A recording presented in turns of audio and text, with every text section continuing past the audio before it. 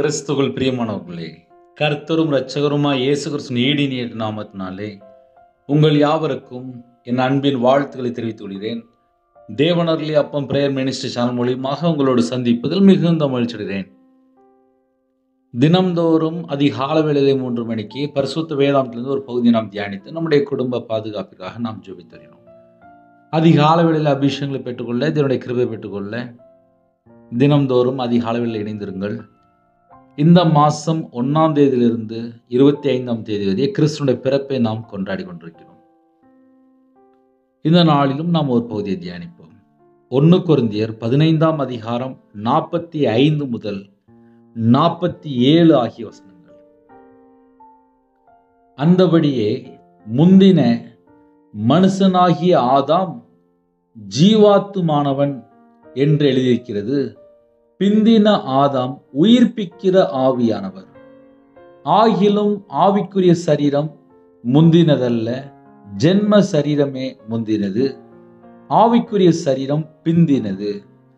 முந்தின மனுஷன் பூமியிலிருந்து உண்டான மண்ணானவன், 2ஆம் மனுஷன் வானத்திலிருந்து வந்த கர்த்தர். ஹல்லேலூயா. கிறிஸ்துவுக்குள் பிரியமானவர்களே, 2ஆம் மனுஷன் வானத்திலிருந்து வந்த கர்த்தர்.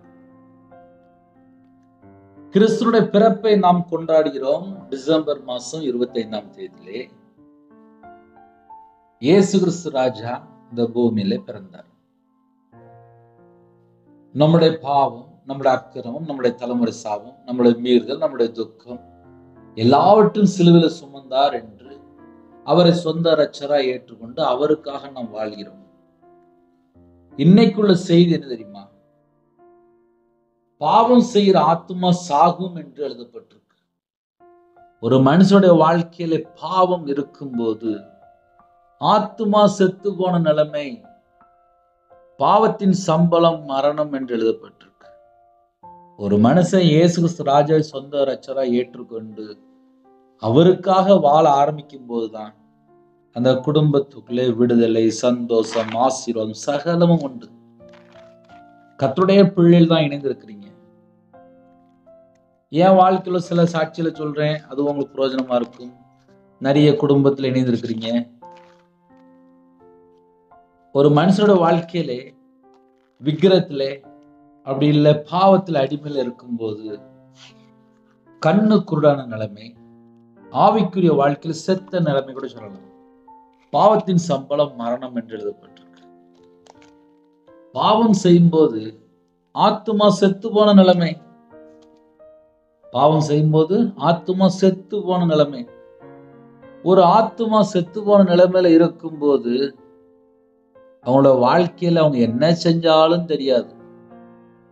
எக்ஸாம்பிளுக்கு ரவிராஜ் இருக்கு. ஏன்னா என்னுடைய வாழ்க்கையிலே நான் 11 வயசுல வேலைக்கு போனாள்.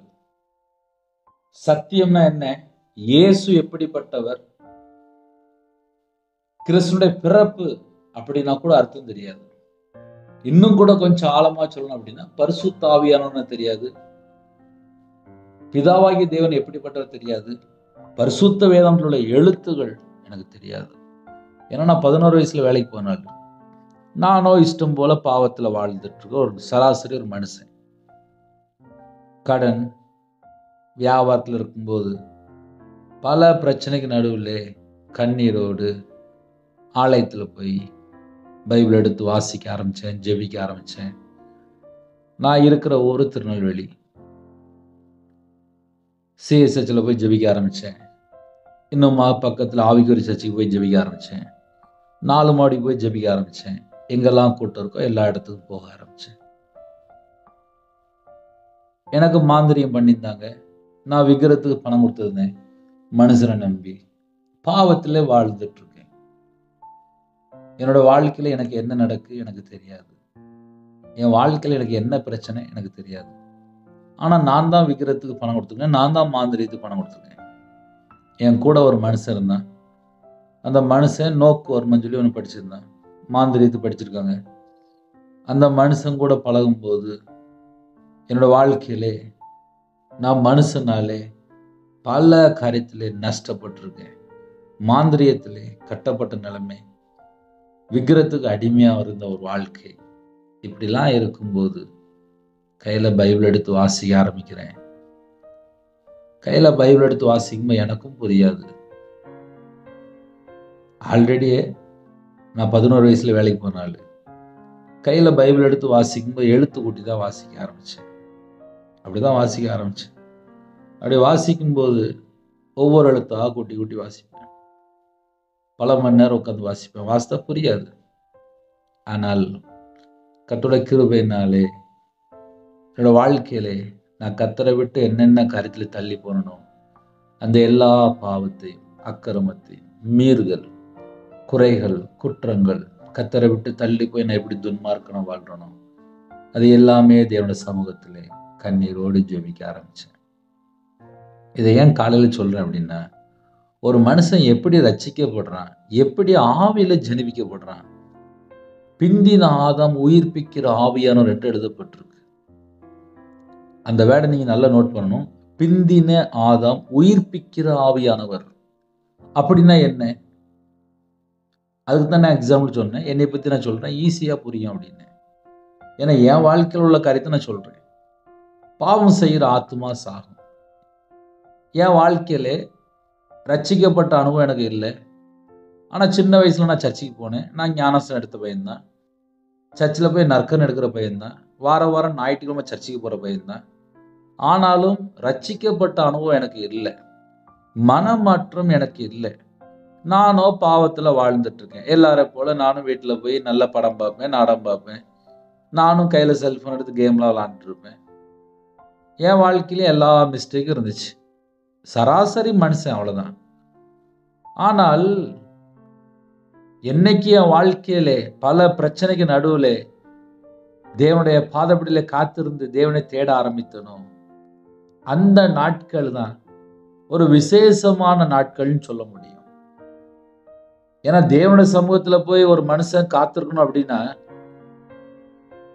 அது ஒரு பெரிய ஒரு ஆசீர்வாதம். எல்லா பிரச்சனைக்கும் ஒரு முடிவு வருதுன்னு அர்த்தம். ஞாயிற்றுக்கிழமை ஆயிட்டுனா போதும், 5-6 சர்ச்சுக்கு போயிடுவேன். காலையில் 5 மணிக்கு ஒரு சர்ச்சுக்கு போவேன், அதுக்கப்புறம் 6:30 மணிக்கு, அதுக்கப்புறம் 8 மணிக்கு, அதுக்கப்புறம் 10 மணிக்கு. எங்கெங்க சர்ச்சு சர்வீஸ் நடந்துட்டு இருக்கோ எல்லா சர்ச்சிலும் போய் உட்காந்துருப்பேன். ஏன்னா எனக்கு பைபிள் வாசித்தா புரியாது. சர்ச்சில் போய் உட்காந்து அவங்க என்னெல்லாம் பேசுறாங்க அப்படின்னு சொல்லி எல்லாம் போய் கவனிச்சுட்டு இருப்பேன்.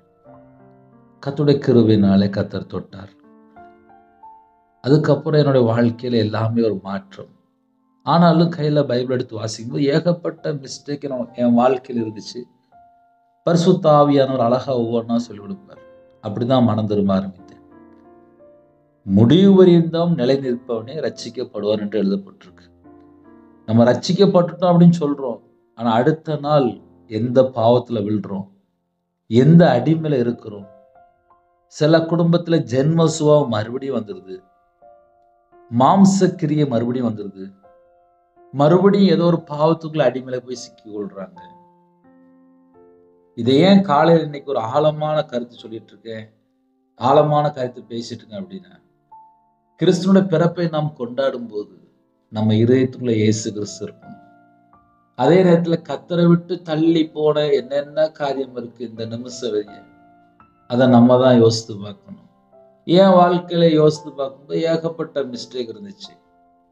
ஒரு மிஸ்டேக் அப்படின்னு சொல்லி எப்படின்னு சொல்லி பார்க்கும்போது, தேவனோட வார்த்தைக்கு நம்ம 100க்கு 100 கீழ்ப்படிந்து வாழ்றோமா? என்னையும் சேர்த்தான். ஏன்னா 24 மணி நேரம் தேவன் நமக்கு அழகா கொடுத்திருக்காரு. அந்த 24 மணி நேரத்துல நம்ம செய்ய வேண்டிய காரியம் நம்ம செய்யறோமா அப்படின்னு சொல்லி கொஞ்சம் நம்மை நாம் சற்று ஆராய்ந்து பார்த்தால் அதுல நிறைய ஆன்சர் கிடைக்கும். 1 மணி நேரமாவது விழித்திருந்து ஜெபிக்க கூடாதா அப்படின்னு சொல்றாரு.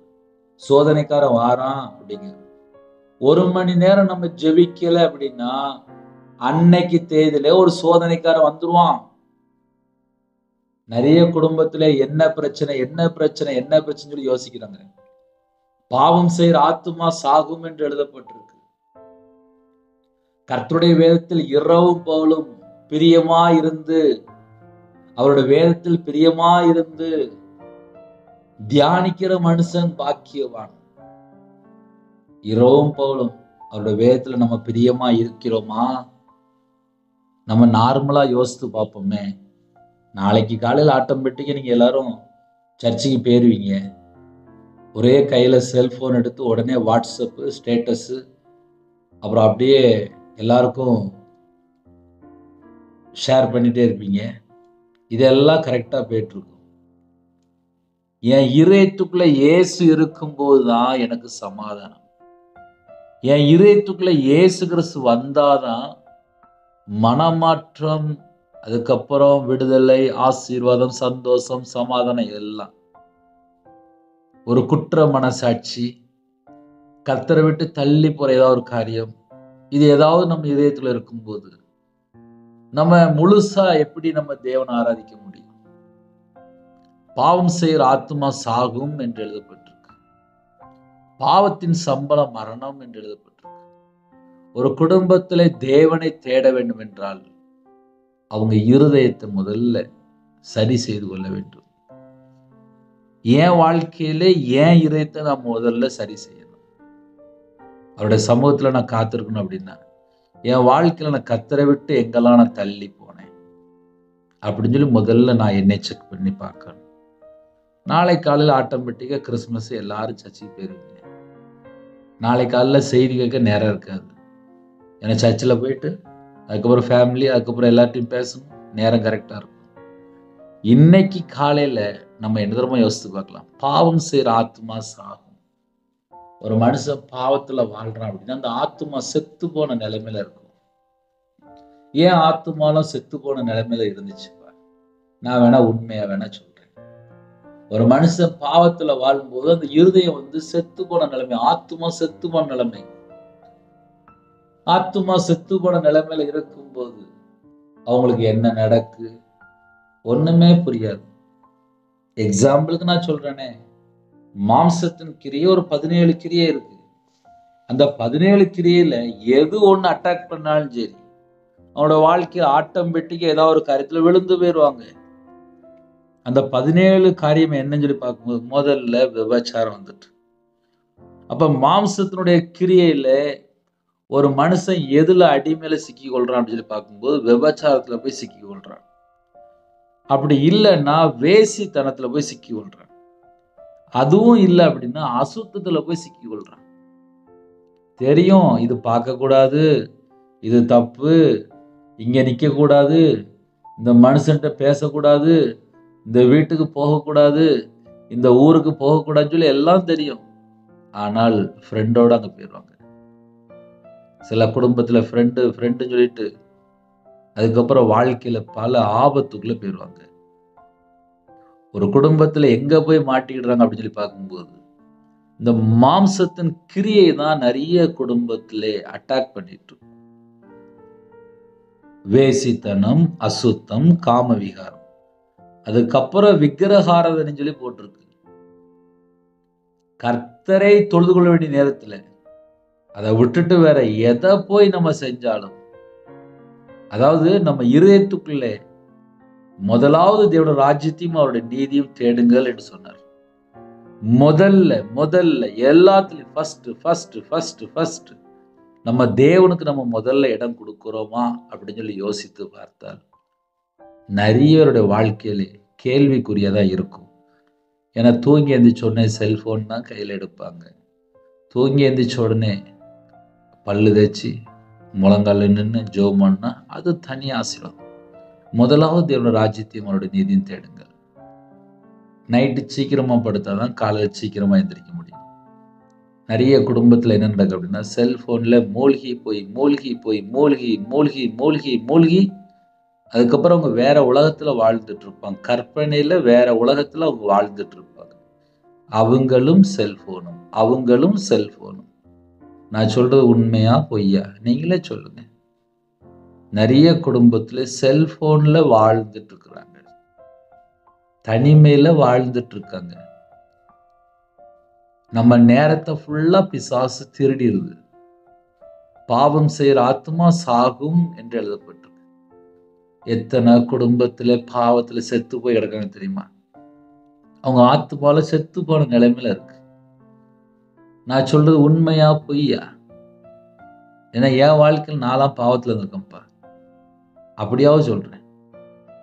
ஒரு மனுஷனோட வாழ்க்கையில பாவத்துல வாழும்போது அந்த ஆத்துமா செத்து போன நிலைமை, அவங்களுக்கு என்ன நடக்குன்னே தெரியாது.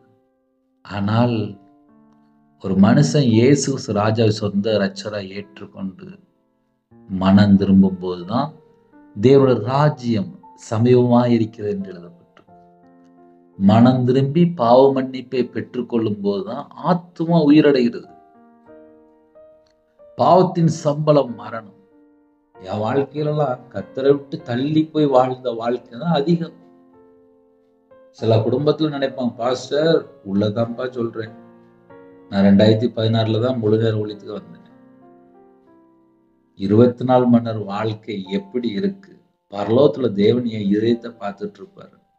உங்க முன்பாக வேணா நான் பேசிடலாம். மனிதனோ முகத்தை பார்க்கிறான், தேவன் என் இதயத்தை பார்த்துட்டு இருப்பாரு. என் இதயத்துல கர்த்தரை விட்டு தள்ளி போற எத்தனை காரியம் இருக்கு. அதுலதான் எக்ஸாம்பிள் நான் சொன்னேன், 17 கேரக்டர் சொல்லிட்டு இருந்தேன். இந்த 17 கேரக்டர்ல முக்கியமான சில காரியம் இருக்கு. கர்த்தரை விட்டு தள்ளி போய் எதுக்கெல்லாம் முதலிடம் கொடுக்குறாங்களோ அதெல்லாம் விக்கிரக ஆராதனைக்குள்ள வந்துடும். நிறைய குடும்பத்திலே தனக்கு தனக்கு தனக்குன்னு சொல்லி வாழ்ந்துட்டு இருப்பான். அங்க சுயம் சாகாம இருக்கும், மாம்ச கிரியை இருக்கும், ஜென்ம சுபாவம் இருக்கும். அழகா எழுதப்பட்டிருக்கு, விக்கிரக ஆராதனை என்று எழுதப்பட்டிருக்கு. பில்லி சூனியம், தேவனோட வார்த்தைக்கு கீழ்ப்படியில அப்படின்னாலே பில்லி சூனிய பாவத்துக்கு ஒப்பிடப்பட்டு எழுதப்பட்டிருக்கு. ஒரு மனுஷன் தேவனோட வார்த்தைக்கு கீழ்ப்படியில அப்படின்னாலே பில்லி சூனிய பாவத்துல இருக்கிறாங்கன்னு அர்த்தம். அது போக சில குடும்பத்துல பில்லி சூனியம் வேற பண்ணிட்டு இருக்கிறாங்க. சில குடும்பத்துல என்ன நடக்குன்னு அவங்களுக்கே தெரிய மாட்டேங்குது, பில்லி சூனிய பாவத்துல வாழ்ந்துட்டு இருக்கிறாங்க. சில குடும்பத்துல பகை, பகை எங்கெல்லாம் இருக்கோ வேதம் தெளிவா எழுதப்பட்டிருக்கு. இப்படிப்பட்டவைகளை செய்கிறவர்கள் தேவனுடைய ராஜ்யத்தை சுதந்திரிப்பதில்லை என்று முன்னே நான் சொன்னது போல இப்பொழுதும் உங்களுக்கு சொல்கிறேன். அப்படின்னா என்ன பிரதர் அர்த்தம் அப்படின்னா, இருதயம் தேவன் தங்கக்கூடிய ஆலயம். என் இருதயத்துக்குள்ளே தேவன் இருப்பாரானால் என் வாழ்க்கை ஆசீர்வாதமா இருக்கும். என் இருதயத்துக்குள்ளே இயேசு கிறிஸ்துக்கு நான் முதலிடம் கொடுக்கும் போது என் வாழ்க்கை சமாதானமா இருக்கும், சந்தோஷமா இருக்கும். இன்னைக்கு நிறைய குடும்பத்துல இருதயத்துக்குள்ள என்ன இருக்குன்னு சொல்லி கொஞ்சம் எட்டி பார்த்தா செல்போன் தான் இருக்கு. அதுல பல மணி நேரம் பேசி, பல மணி நேரம் வாழ்ந்து, பல மணி நேரம் அப்படியே முடிச்சுட்டு போயிடுவாங்க. அதுக்கப்புறம் எங்களுக்கு டைமே இல்லை பிரதர் அப்படிம்பாங்க. நான் சொல்றது அப்படியே உண்மையா சொல்லிட்டு இருக்கேன்ப்பா. ஒரு மனுஷனோட வாழ்க்கையில் இதுதான் நடக்குது. ஒரு கணவன் மனைவிக்குள்ள சண்டை வருது, என்னன்னு சொல்லி பார்த்தா செல்போன்ல யார்ட்டையா பேசிட்டு இருந்திருப்பாங்க, அது மூலியமா சண்டை வந்துடுது. பிள்ளைகள், சில குடும்பத்துல பையன் வாலிப வயசுல எப்படி பிரச்சனை வருது, எப்படி போராட்டம் வருதுன்னு சொல்லி பார்க்கும்போது செல்போன். நாங்களாம் கொஞ்சம் வருஷம் முன்பாக பிறந்துட்டோம். எங்க வாழ்க்கையிலலாம் செல்போன் அப்போ கிடையாது. காலையில் 5 மணிக்கு 4 மணிக்கு எந்திரிச்சா ராத்திரி 11 மணி வரையும் ரவிராஜ் வேலை பார்ப்பான். 16 மணி நேரம் 17 மணி நேரம் கண்டினியூவாக வேலை பார்ப்பேன். ஒரு நாளைக்கு 2 ஷிஃப்ட் வேலை பார்ப்பேன். ஏன்னா நான் 11 வயசுல நான் வேலைக்கு போனாலும் எனக்கு வேலை செய்ய தான் தெரியும். எனக்கு பைபிள் வாசிக்கவோ ஜெபிக்கவோ தேவனை எப்படி தேடணும் எனக்கு தெரியாது. ரவிராஜுக்கு தெரியாது. ரவிராஜ் ஒரு பாவத்தில் வாழ்ந்துவேன், அவ்வளோதான். ஆனால் இயேசு கிறிஸ்து என்னை தேடி மீட்டு எடுத்தார். என்கிட்ட என்னெல்லாம் குறை இருக்குன்னு சொல்லி சொல்ல ஆரம்பித்தார். ஒவ்வொன்றா மனம் திரும்ப ஆரம்பிச்சேன். முழு இதயத்தோடு, முழு ஆத்துமோடு, முழு பலத்தோடு, முழு சிந்தையோடு தேவனை தேடுறோமா? நம்ம வாழ்க்கையில் அப்படி ஒரு 24 மணி நேரம் நம்மளுடைய வாழ்க்கையில இருக்கா? நம்ம யோசித்து பார்ப்போமே. நிறைய குடும்பத்துல இணைந்திருக்கிறீங்களா? கொஞ்ச நேரம் யோசித்து பாருங்களேன். இந்த வருஷத்துல நம்ம டிசம்பர் மாசம் வந்துட்டோம். 1ஆம் தேதியிலிருந்து இன்னைக்கு வரைய டெய்லி மெசேஜ் பேசிக்கிட்டே இருக்கிறேன். என்னையும் சேர்த்தா நானும் கேட்கதான் செய்றேன். என் வாழ்க்கையிலே தேவனுக்கு நான் எவ்வளவு நேரம் இடம் கொடுத்துருக்கேன்? இந்த உலகத்துல எத்தனை பாவம் இருக்கு? நம்ம வாழ்க்கையில கர்த்தரை விட்டு தள்ளி போற எத்தனை காரியம் இருக்கு? தேவன் எப்படி பார்ப்பார் அப்படின்னா கண்ணை பார்ப்பாரு. என் 24 மணி நேரம் என் கண் எதை பார்க்கு, என் சிந்தனை எதை பார்க்கு, என் இதயத்துக்குள்ள கர்த்தரை விட்டு தள்ளி போற காரியம் என்னெல்லாம் இருக்கு, என் கை என்ன செய்யுது, என் கால் என்ன செய்யுது, எல்லாம் பரலோகத்துல தேவனுக்கு தெரியும். மனுஷனுக்கு வேணா யோசிச்சுட்டு இருப்பான், யாருப்பா பார்க்க போறா அப்படின்னு சொல்லி யோசிச்சுட்டு இருப்பான். பரலோகத்துல தேவன் பார்த்துட்டு இருப்பார். பாவம் செய்யற ஆத்துமா சாகும், செத்து போன நிலைமையில இருக்கும். நிறைய குடும்பத்துல இந்த பகைனா எத்தனை வருஷம் பகை அப்படின்னா 20 வருஷம் 30 வருஷம்லாம் பகை வச்சிருப்பாங்க. அதை வச்சுட்டு ஒரு பிரியாணி வாங்க முடியுமா? என்கிட்ட கொஞ்சம் நிறைய பகை இருக்குப்பா, எனக்கு ஒரு 1 கிலோ ஸ்வீட் தாங்கன்னா யாராவது தருவாங்களா? தரமாட்டாங்க. காசு கொடுத்தாலும் தருவாங்க. ஆனா நிறைய பேருடைய இதயத்துக்குள்ள பகை, வைராக்கியம், எரிச்சல், கோபம், அதெல்லாம் வச்சுட்டு ஒரு 100 ரூபா வாங்க முடியுமா? முடியாது. தேவன் இருதயத்தை பார்ப்பாரு.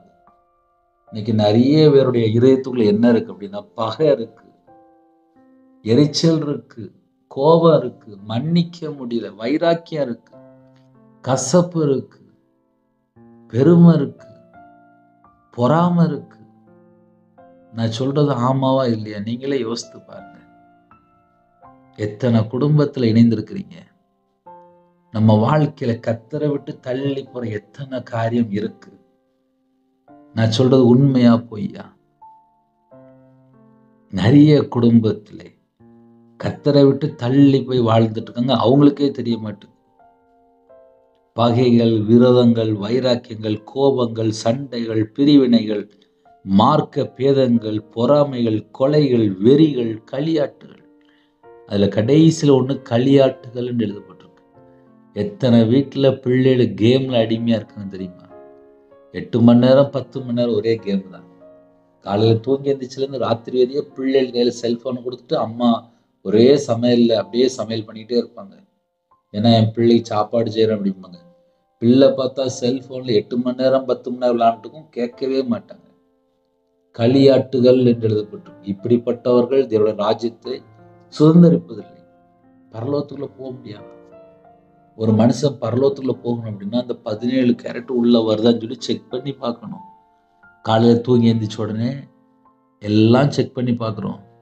நம்ம வாழ்க்கையிலே மாம்சத்தினுடைய கிரியை தொடர்தா?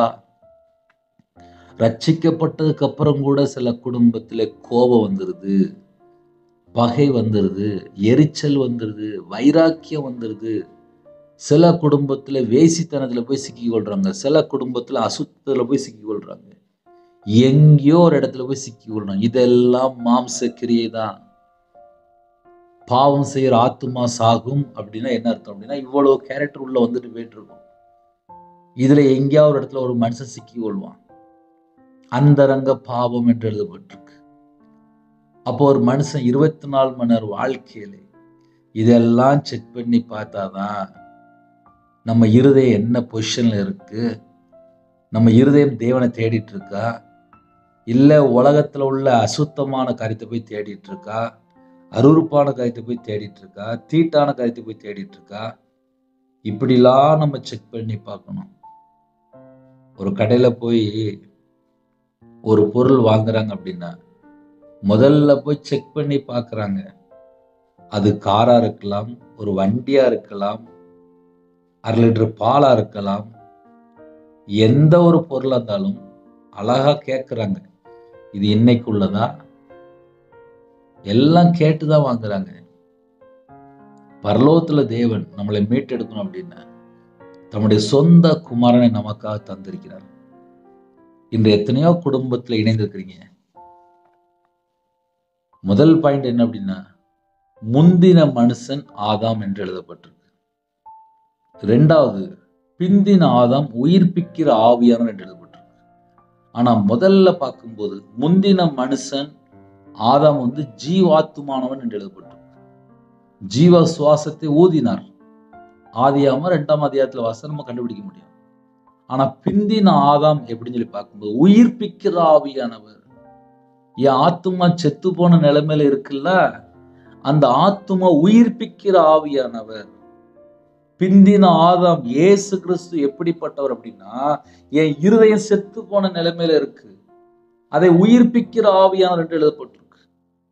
அப்ப கர்த்தருடைய பிள்ளைகள் ஆவிக்குரிய வாழ்க்கையில வளரணும் அப்படின்னா முதல்ல கையில பைபிள் எடுத்து வாசிக்கணும். நான் நிறைய நேரத்துல சொல்லுவேன், எல்லாருடைய வாழ்க்கையிலுமே ஏதோ ஒரு இடத்துல மிஸ்டேக் இருக்கும் அப்படின்னு. சில குடும்பத்துல ரட்சிக்கப்பட்டவங்க எப்படி பிரதர் மிஸ்டேக் வரும் அப்படிம்பாங்க. அப்படியே என்ன கேட்பாங்க. சில குடும்பத்திலே வீட்டுல சமையல் பண்ணிட்டு இருப்பாங்க. கணவர் வந்து கேட்பாரு, சமையல் முடிஞ்சிட்டா அப்படிம்பாரு. முடிஞ்சிட்டு அப்படின்றாங்க. கிச்சன்ல போய் பார்த்தா தெரியும் சமையல் பண்ணிட்டு இருப்பாங்க. ஆனா கணவர் சொல்லுவாங்க முடிஞ்சிட்டு அப்படின்னு இருப்பாங்க. சில குடும்பத்துல வீட்டை விட்டே கிளம்பியிருக்க மாட்டாங்க. ஆனா போன் பேசும்போது நான் வந்துட்டு இருக்கேன், நான் ரன்னிங்ல இருக்கேன் அப்படிம்பாங்க. அது கூட பொய் தானே. ஒரு குடும்பத்திலே இன்னைக்கு பணம் கொடுக்க முடியும்னு தெரியும்.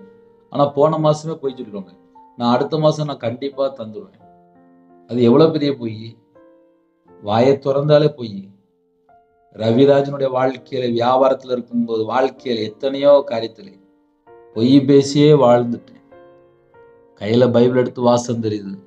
உண்மை உள்ள மனுஷன் தான் பரிபூர்ணமான ஆசீர்வாதத்தை பெறுவானா. என் வாழ்க்கையெல்லாம் எத்தனையோ காரியத்திலே கத்தரை விட்டு தள்ளி போன ஒரு பாவி. ஆனால் இந்த நிமிஷ வரைய கத்தர் உயிர் பிச்சை போட்டு டிசம்பர் மாசத்துல உங்களுக்கு பேசுறதுக்கு ஜீவனை தந்திருக்காரு. கடைசி வரைய முடிவு வரையும் நிலை நிற்கிறவனே ரட்சிக்கப்படுவான். பிரதர் நான் இன்னைக்கு சரியா இருக்கேன், சரி நாளைக்கு தெரியாது. 24 மணி நேரம் பிசாசு யாரை விழுங்கலாமோ என்று வகை தேடி கொண்டிருக்கிறான். ஒரு குடும்பத்துல எப்ப பிரதர் பிரச்சனை வருது அப்படின்னா, திடீர்னு கணவன் மனைவிக்குள்ள ஒரு பிரச்சனை வந்தது. திடீர்னு ஒரு பிரச்சனை வருது. அந்த பிரச்சனை எப்போ வந்துச்சு, எப்படி வந்துச்சு, ஏன் வந்துச்சு தெரிய மாட்டேங்குது. நல்லதான் வண்டியில போயிட்டு இருக்காங்க, ஒரு ஆக்சிடென்ட் ஆயிருது. இதெல்லாம் நான் உண்மையா அப்படியே சொல்லிட்டு இருக்கேன். ஒரு மனுஷனோட வாழ்க்கையில கடைசி நிமிஷம் வரைய அவங்க எப்படி வாழ்றாங்க பரலோகத்துல தேவனுக்கு மட்டும்தான் தெரியும். எத்தனையோ குடும்பத்திலே கர்த்தருடைய கிருபையினாலே தேவன் அருளி அப்ப மினிஷன்ல கேட்குறீங்க, உங்களுக்கு இந்த செய்தி பிரயோஜனமா இருக்கா? அதை முதல்ல நீங்க யோசித்து பாருங்க.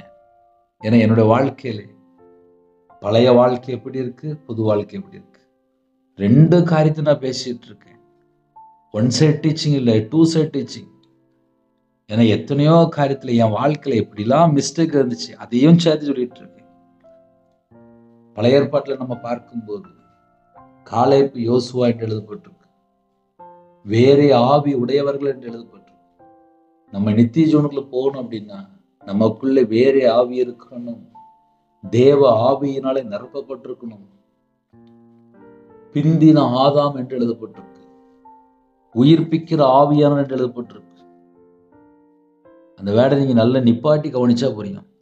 பிந்தின ஆதாம், உயிர்ப்பிக்கிற ஆவியானவர். அப்ப இயேசு கிறிஸ்து உயிர்ப்பிக்கிற ஆவியானவர் என்று எழுதப்பட்டிருக்கு. நம்ம வாழ்க்கையில எந்தெந்த பகுதியில செத்து போன நிலைமையில இருக்கோ, இயேசு கிறிஸ்துவே என் பாவத்தை மன்னிங்க, என் அக்கிரமத்தை மன்னிங்க, நான் துணிகரமா வாழ்ந்துட்டேன், என் பாவத்தை மன்னிங்கன்னு சொல்லி அவருடைய சமூகத்துல யாரெல்லாம் கண்ணீரோடு தாழ்த்துறாங்களோ செத்து போன ஆத்துமா உயிர்ப்பிக்கிறார். ஹல்லேலூயா. செத்து போன ஆத்துமா உயிர்ப்பிக்கும் போதுதான் அவனோட வாழ்க்கையில ஒரு விடுதலை, அவனோட வாழ்க்கையில ஒரு ஆசீர்வாதம், அவனோட வாழ்க்கையில சமாதானம், அவனோட வாழ்க்கையில தீர்காயுசு. ரவிராஜெல்லாம் எப்பமோ செத்து போயிருப்பேன். என் வாழ்க்கையில அவ்வளவு பாவம் பாவம் பாவம் பாவம் பாவம் அவ்வளவு பாவம். ஆனா கையில பைபிள் எடுத்து வாசம் தெரியுது, வேதம் சத்தியம். அப்போ தேவனோட வார்த்தைக்கு கீழ்ப்படியும் போதுதான் ஒரு மனுஷன் பரிசுத்தமாக்கப்படுறான். இன்னைக்கு நிறைய குடும்பத்துல என்ன நினைக்கிறாங்க அப்படின்னா, ஞாயிற்றுக்கிழமை கையில பைபிள் கொண்டு போயிடுவாங்க. ஏன்னா நானும் சின்ன வயசுல சர்ச்சுக்கு நான் போகும்போது கையில பைபிள் கொண்டு போயிடுவேன்.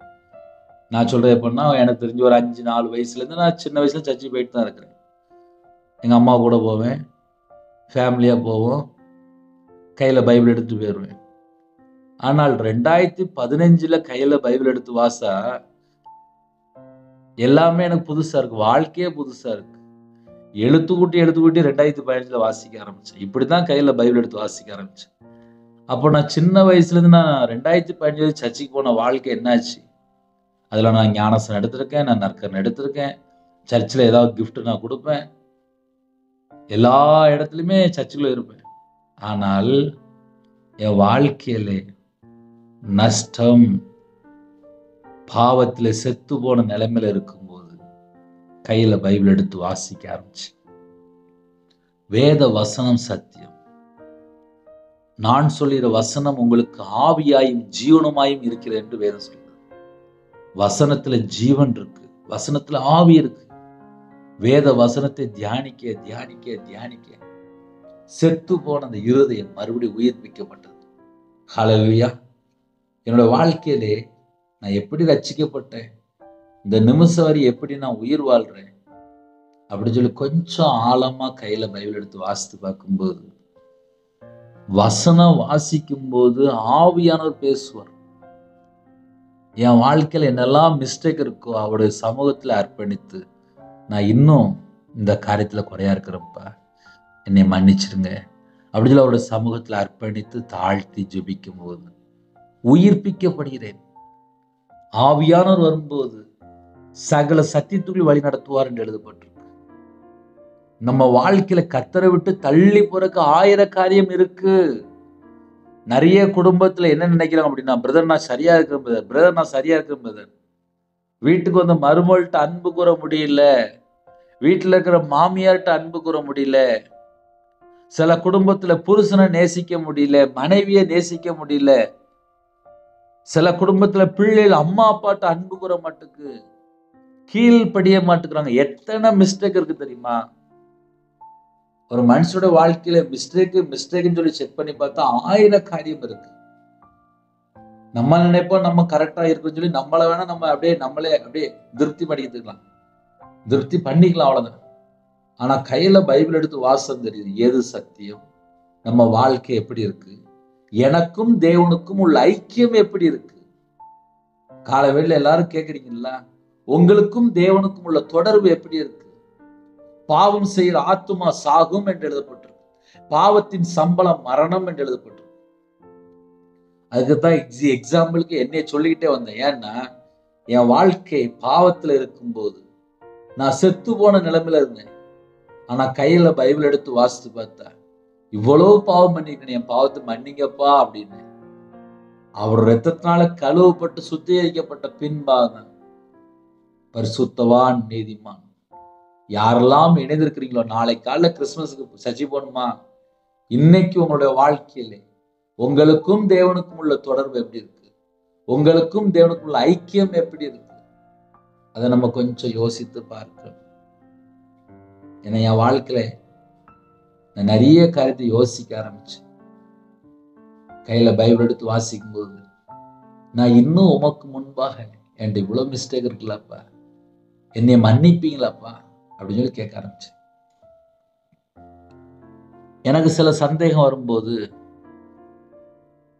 பாஸ்டர்கிட்ட கேட்பேன், ஐயரோல்கிட்ட கேட்பேன், ஊழியக்காரன்கிட்ட கேட்பேன். அப்படி கேட்கும்போது அவங்களுடைய சில நான் என்ன கேட்கறேனோ அதுக்கு என்ன சொல்லி தருவாங்க. கையில பைபிள் எடுத்து வாசித்து பார்த்தேன். வெளிப்படுத்தின விசேஷம் 22ஆம் அதிகாரத்துல வாசித்து பார்த்தேன். பரிசுத்தம் உள்ளவன் இன்னும் பரிசுத்தமாகட்டும், அசுத்தமா இருக்கிறவன் இன்னும் அசுத்தமா இருக்கட்டும், நீதி செய்யறவன் இன்னும் நீதி செய்யட்டும், அநீதி செய்யறவன் இன்னும் அநீதி செய்யட்டும், அவனவனுக்கு நான் அளிக்கும் பலன் என்னோட கூட வருகிறது என்றார். அப்படின்னா அர்த்தம் என்ன அப்படின்னா, நான் இன்னைக்கு காலையில மட்டும் பேசுறேன், இன்னும் என்கிட்ட பரிசுத்தமாக்கப்பட வேண்டிய சில காரியம் இருக்கு அப்படின்னா, இயேசு ராஜா என்னை மன்னிங்கப்பா, இந்த காரியத்துல நான் குறையா இருக்கேன், என்னை இன்னும் பரிசுத்தப்படுத்துங்கப்பா அப்படின்னு இன்னும் என்னை பரிசுத்தப்படுத்திட்டே இருப்பாரு. அப்போ ஒரு மனுஷனுடைய வாழ்க்கையில, ஆவிக்குரிய வாழ்க்கையில வளரணும்னு நினைச்சாச்சு அப்படின்னா, தேவனோடு பேச ஆரம்பிச்சா போதும்.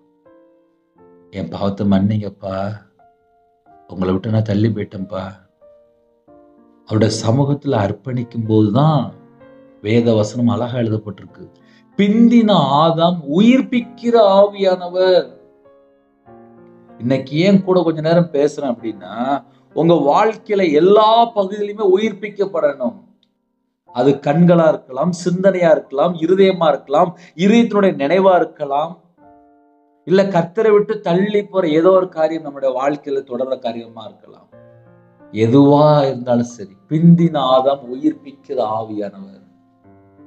அப்ப நம்ம வாழ்க்கையில எல்லா பகுதியிலுமே உயிர்ப்பிக்கப்பட்டாச்சான்னு சொல்லி யோசித்து பார்க்கணும். ஏன்னா சில குடும்பத்துல யோசிப்பாங்க, பிரதர் நான் ஞாயிற்றுக்கிழமை சர்ச்சுக்கு மட்டும்தான் பிரதர் போறேன், கிறிஸ்துமஸ் அன்னைக்கு நான் கண்டிப்பா போயிருவேன் பிரதர், அப்புறம் புது வருஷம் நான் கண்டிப்பா போயிருவேன். சரி, அடுத்தாப்புல ஓடில் உள்ள 6 நாள் அப்ப நான் செல்போன்ல நான் பல மணி நேரம் பேசுவேன் பிரதர், எனக்கு பைபிள் வாசிக்க நேரம் இருக்காது, ஜெபம் பண்ண நேரம் இருக்காது. அந்த நேரத்துல பிசாசு வந்துட்டு போயிருவானே, வீண் வார்த்தையினாலே பாவம் அப்படின்னு எழுதப்பட்டிருக்கு. நம்ம பேசுற வார்த்தையில கூட பாவம் இருக்குப்பா. ஏன்னா கர்த்தரை விட்டு தள்ளி போற தேவையில்லாத கருத்து பேசிட்டோம்னா பாவம் வந்தது. நானே இருக்கிறேன், தேவனுடைய வார்த்தையை பேசும்போது தேவ நாம மகிமைப்படும். உலகத்துள்ள கருத்து பேசும்போது என்ன ஆகும் யோசித்து பாருங்க. வீண் வார்த்தை பாவம், பாவம் செய்யற ஆத்துமா சாகும், பாவம் செய்யறவன் பிசாசினால் உண்டாயிருக்கிறான். எத்தனை குடும்பத்துல நாடகம் பாக்குறாங்க தெரியுமா? எத்தனை குடும்பத்துல படம் பாக்குறாங்க தெரியுமா? எத்தனை குடும்பத்துல செல்போன்ல மூழ்கி போய் கிடக்காங்க தெரியுமா? எத்தனை குடும்பத்துல வாலிப பிள்ளைகள் செல்போன்ல பல மணி நேரம் பாக்குறாங்க தெரியுமா? எத்தனை குடும்பத்துல செல்போன்ல பல மணி நேரம் கேம்ல பையங்க விளையாடுறாங்க தெரியுமா? அவங்களுடைய ஆத்மா செத்து போன நிலைமையில இருக்கும். ஏன் கையில பைபிள் எடுத்து வாசிக்க முடியல, ஏன் ஜெபம் பண்ண முடியலன்னு சொல்லி பார்த்தா, நம்ம கையில இப்ப செல்போனே வந்துட்டு, எப்ப பார்த்தாலும் செல்போன், எப்ப பார்த்தாலும் செல்போன், படுத்தாலும் செல்போன், உட்கார்ந்தாலும் செல்போனு, ஃப்ரெண்ட்ட பேசும்போது செல்போன், அம்மாட்ட பேசும்போது செல்போனு, எப்ப பார்த்தாலும் செல்போன் தான். கையில செல்போன் எடுத்து அப்படியே பார்த்துட்டே இருப்பாங்க. ஆக மொத்தம் அது ஒரு அடிமையில அவங்களே லாக் ஆயிட்டாங்க. அப்புறம் பாவம் செய்யற ஆத்மா சாகும். அப்புறம் ஏசுட்டு தான் வரணும், அப்பா இந்த பாவத்துல நான் செல்போன்ல 6 மணி நேரம் மூழ்கி போய் கிடக்கேன், என்னை தூக்கி எடுங்க, இல்ல என் வாழ்க்கை எப்படியே காணாம போயிரும், அப்புறம் எனக்கு கண்ணு தெரியாம போயிரும். சில குடும்பத்திலே கணவன் மனைவிக்குள்ளே பிரச்சனை வர காரணம் என்னன்னு சொல்லி பார்த்தா அந்த செல்போன் தான். நான் சொல்றதுல அப்படியே உண்மையா அப்படியே சொல்லிட்டு இருக்கேன். என் வாழ்க்கையில நான் கர்த்தரை விட்டு தள்ளி போன எத்தனையோ காரியம் இருக்குப்பா. என்னன்னு சொல்லி பார்த்தா, நமக்கு தெரியாம நேரத்தை திருடியது பிசாசு. நான் சொல்ல உண்மையா பொய்யா? நம்ம நார்மலா யோசித்து பார்ப்போமே. நம்ம எல்லாரும் செத்தா பரலோகத்துல நிக்கணும், அவ்வளவுதான் டார்கெட். தேவனர்லயே அப்ப பிரேயர் சேனல் மூலியமா கேக்குறீங்களா? நம்ம எல்லாரும் பரலோகத்துக்கு போகணும். நம்ம பாவத்தை இயேசு மன்னிக்கணும், என் பாவத்தை இயேசு மன்னிக்கணும், என் அக்கிரமத்தை மன்னிக்கணும், என் மீறுதல் பாவத்தை மன்னிக்கணும், என் தலைமுறை சாபத்துல இயேசு நீக்கி போடணும். அவருக்காக நான் வாழ்ந்துருக்கணும், நான் பரிசுத்தமா வாழணும், நீதியை பின்பற்றணும், உண்மையா இருக்கணும், நற்கிரி செய்யணும், நன்மை செய்யணும், தான தர்மம் பண்ணணும், அவருடைய கற்பனை கைக்கொள்ளணும், கட்டளை கீழ்ப்படியணும், உண்மையா வாழணும், தேவசத்தை செய்யணும். எவ்வளவு காரியம் இருக்கு. நேரத்தை நம்ம எவ்வளவு நேரம் வேஸ்ட் பண்ணிட்டு இருக்கிறோம். என்னையும் சேர்த்தான். கால வேளையில இந்த செய்தி கேட்கும் உங்களுக்கு பிரயோஜனமா இருக்கா? பிந்தின ஆதாம் உயிர்ப்பிக்கிற ஆவியானவர் என்று எழுதப்பட்டிருக்கு. பிந்தின ஆதாம், ஹல்லேலூயா, பிந்தின ஆதாம் உயிர்ப்பிக்கிற ஆவியானவர். நம்ம வாழ்க்கையிலே எந்தெந்த காரியம் அப்படின்னு சொல்லி நம்ம கொஞ்சம் யோசித்து, ஏன்னா சில குடும்பத்திலே நிறைய பிரச்சனை இருக்கு, அதே நேரத்துல என்ன செய்யன்னு தெரியாம காலையில உட்கார்ந்து கேட்டுட்டு இருக்கீங்க, நிம்மதி இல்லை. கொலைகள், வெறிகள், பொறாமைகள், களியாட்டுகள் அப்படிலாம் எழுதப்பட்டிருக்கு. அன்பு கூற முடியல. இன்னைக்கு நிறைய குடும்பத்துல என்ன பிரச்சனை அப்படின்னா, அன்பு கூற வலிக்கு. அப்ப எப்படி ஆசீர்வாதம் வரும்? பிந்தின ஆதாம் உயிர்ப்பிக்கிற ஆவியானவர் அப்படின்னா என்ன அர்த்தம் அப்படின்னா, பழைய வாழ்க்கை, பழைய கேரக்டர், பழைய சுபாவம், அந்த ஜென்ம சுபாவம் எல்லாம் சிலுவையில அறையப்படணும். முந்தின மனுஷன் பிந்தின மனுஷன் எழுதப்பட்டிருக்கு. பழையவளை எல்லாம் ஒளிந்து போயின.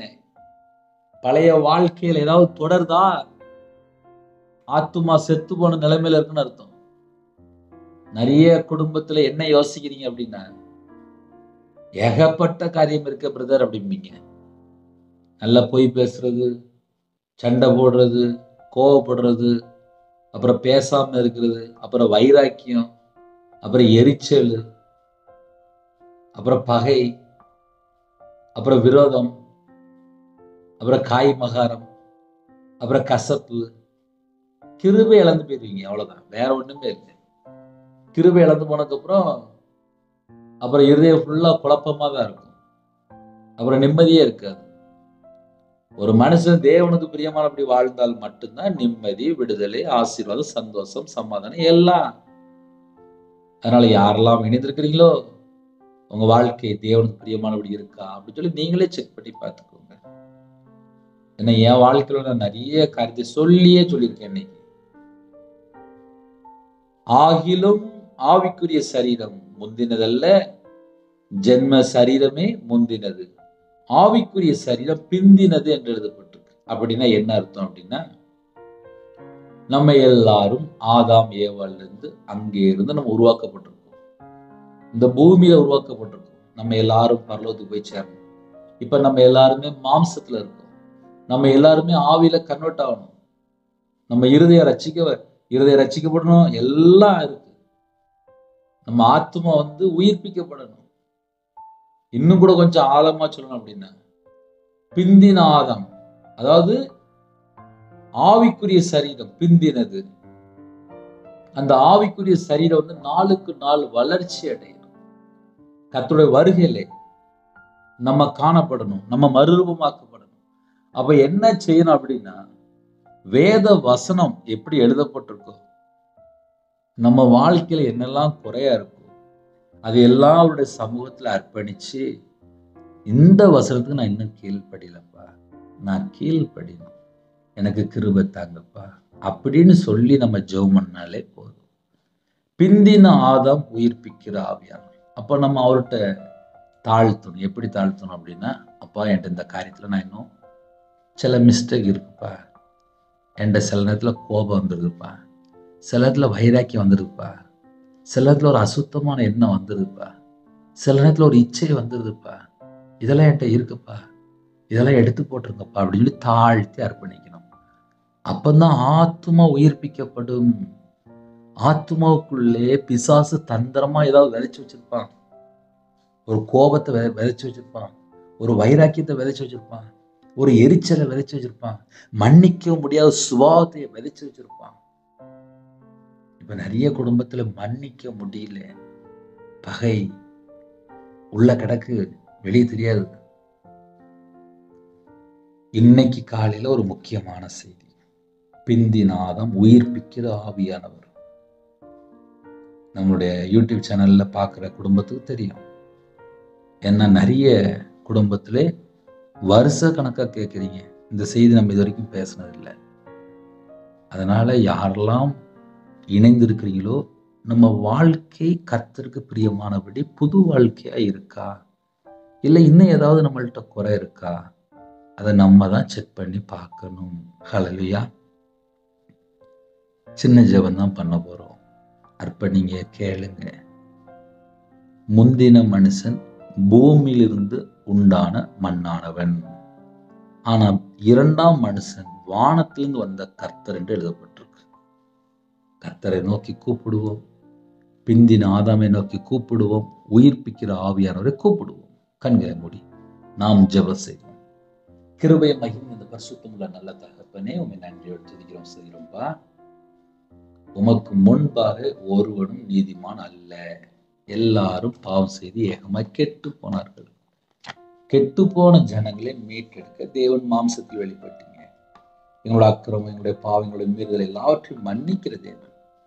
யாரெல்லாம் தாழ்த்துறாங்களோ அந்த குடும்பத்தை கர்த்தர் சந்திக்கணும். அவங்களோட வாழ்க்கையிலே என்னென்ன காரியத்துல கர்த்தரை விட்டு தள்ளி போனாங்களோ அது எல்லாவற்றையும் கர்த்தர் மன்னித்து உங்க பிள்ளைகளோட வாழ்க்கையில எல்லாவற்றையும் உயிர்ப்பிக்கப்படணும்ப்பா. கர்த்தர் கிருபை தாங்க. உங்க நாமம் மகிமைப்படட்டும். உமக்கு பிரியமானபடி வாழ எங்களை தாழ்த்தி அர்ப்பணிக்கிறோம், கெஞ்சி கேட்கிறோம். இந்த நாளை எங்களுக்கு ஆசீர்வதித்தாங்க, ஆசீர்வதித்து தாங்க, ஆசீர்வதித்தாங்கப்பா. உங்க பதவியில் அர்ப்பணிக்கிறோம்ப்பா. குறைகள், குற்றங்கள் எல்லாவற்றையும் மன்னிங்க, மன்னிங்க, மன்னிங்க, மன்னிங்க. என் இயேசு கிறிஸ்து ராஜா மன்னிங்க, என் இயேசு கிறிஸ்து ராஜா மன்னிங்க, மன்னிங்க. ஒவ்வொரு குடும்பத்தையும் கர்த்தர் சந்திங்க. இந்த நாளிலும் கிறிஸ்துனுடைய பிறப்பை அப்பா தியானிக்கிறதுக்கு உங்க மகனுக்கு ஒரு கிருபை தந்த கிருபைக்கா நன்றி. இத்தனை குடும்பம் அப்பா கேட்டாங்க, நாங்க எல்லாரும் ஜீவ புஸ்தகத்தில் எழுதப்படணும். எங்க ஆத்மா ரட்சிக்கப்பட்டிருக்கணும், எங்க ஆத்மா உயிர்ப்பிக்கப்பட்டிருக்கணும், இயேசு கிறிஸ்து ரத்தத்தினால கழுவப்பட்டிருக்கணும்ப்பா. எங்களுக்கு அந்த கிருபை தாங்க. ஜெபித்த எல்லா குடும்பத்தையும் ஆசிரியங்க, பரிசுத்தப்படுத்தி ஆசிரியங்க. ஜெப அபிஷேகம் தாங்க, தியானிக்கிற அபிஷேகம் தாங்க, துதிக்கிற அபிஷேகம் தாங்க. பரிசுத்தவர்கள் நிரப்புங்க, ஆவிக்குரிய கனிகள்லாம் நிரப்புங்க, ஆவிக்குரிய வரலாம் நிரப்புங்க, அபிஷேகம் நிரப்புங்க, உங்க வல்லமெல்லாம் நிரப்புங்க, உங்க கிருபைலாம் நிரப்புங்க. எல்லா குடும்பத்தையும் ஆசிரியங்க. பிறந்த நாள், திருமண நாள் கொண்டாடுறாங்க, கர்த்தர் கரம் தொட்டு 1000 மடங்கு ஆசிரியங்க. கற்பத்தினியா ஜெபிக்கிறாங்க, மாசமா இருக்குங்க, தாயம்பிள்ளையமா ஜெபிக்கிறாங்க, டெலிவரி போடுறாங்க. சில குடும்பத்திலே பிள்ளைகளுக்கு வயசு அதிகமாகிட்டு போகுது. எல்லா குடும்பத்தையும் ஆசிரியங்க. திருமணம் முடிந்ததுக்கு அப்புறம் இருக்கிற பிரச்சனை எல்லாத்தையும் மாற்றித்தாங்க. பாவ அடிமையில வாழுது ஜனங்களை கர்த்தர் மீட்டெடுங்க. எல்லா குடும்பமும் ரட்சிக்கப்படணும். நாளைக்கு எல்லாரும் சர்ச்சைக்கு போகணும். கர்த்தர் கிருபை செய்யுங்க. ஜெபித்த குடும்பத்தை ஆசிரியங்க. பலவீனத்தோட குடும்பத்தை கர்த்தர் பரிசுத்தப்படுத்தி உங்கள் பிள்ளைகளை அப்பா குறைகள் குற்றம் எல்லாவற்றையும் மன்னித்து உங்களுடைய தலைமுறை கருத்தெல்லாம் தொட்டு சுகமாக்கி ஆசிரியங்க. வெளிநாட்டில் இருக்கிறாங்க, அவங்க இருக்கிற இடத்துல உள்ள எல்லா தேவைகளும் கர்த்தர் சந்திங்க. இந்த நாளிலும் யாரெல்லாம் தனிமையில் இருக்காங்களோ, கடன் பிரச்சனை இருக்காங்களோ, அந்த குடும்பத்துக்கு ஒரு பிரச்சனைக்கு ஒரு முடிவு கொண்டு வாங்க. கர்த்தருடைய கரத்தில் அர்ப்பணிக்கிறோம். தேவனார்லேயே அப்போ மெனிஷன்லேயே உங்களுடைய கரத்தில் அர்ப்பணிக்கிறோம். கர்த்தர் பொறுப்படுத்தலும் குறைகள் குற்றங்கள் எல்லாவற்றையும் மன்னித்து உங்களுடைய ரத்தத்தினால் கழுவி பரிசுத்தப்படுத்தி எங்களை ஆசிரியங்க. பிந்தின ஆதாம் உயிர்ப்பிக்கிற ஆவியானவர் என்று எழுதப்பட்டிருக்கு. இந்த நாளிலும் ஜெபித்த குடும்பத்தை கர்த்தர் ஆசிரியர் ராஜா. விசேஷமாக 2ஆம் மனுஷன் வானத்தில் இந்த கர்த்தர் என்று எழுதப்பட்டிருக்கு. உங்க பிள்ளைகளை ஆசிரியங்க. உங்க நாம மையப்பட்டும். இந்த நாளில் காண கிருபைக்கு 1000 மடங்கு உங்களுக்கு நன்றி செலுத்துறோம். நன்றியோடு துதிக்கிறோம், சொல்கிறோம். உங்களோட ரத்த கொட்டைகளை வேலை அடைத்து மூடி மறைத்து பாதுகாத்துங்க. வெளியில புறப்படுற எல்லா குடும்பத்தையும் கர்த்தர் வேலை அடைத்து பாதுகாத்துங்க.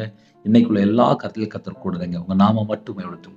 உங்களுடைய ஜீவனுக்கு அர்ப்பணிக்கிறோம். இயேசு கிறிஸ்து பிதாவே, ஆமென். தேவனுக்கு மகிமை உண்டாதாக. கர்த்தர் தாமே உங்களை உங்கள் குடும்பத்தின் சகல காரியத்தையும் சம்பூர்ணமாக திருப்தியாக கர்த்தர் கொடுத்து ஆசீர்வதிப்பாராக. ஆமென். கர்த்தராகிய இயேசு கிறிஸ்து கிருபையும் பிதாவாகிய அன்பும் பரிசுத்தருடைய ஐக்கியம் இப்பொழுதும் எப்பொழுது சதா காலையிலும் நம் அனைவரும் கொடுப்பதாக. ஆமென். கிறிஸ்துவில் பிரியமானவர்களே, என்னுடைய ஊழியலுக்காக தொடர்ந்து ஜெபித்துள்ளுங்கள்.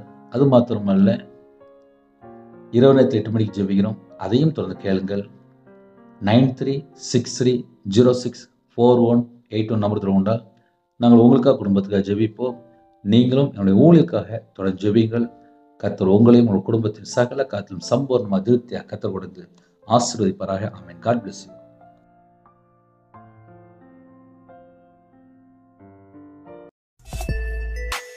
Thanks for watching. Please subscribe our channel. Click the like and share. Click the bell. God bless you.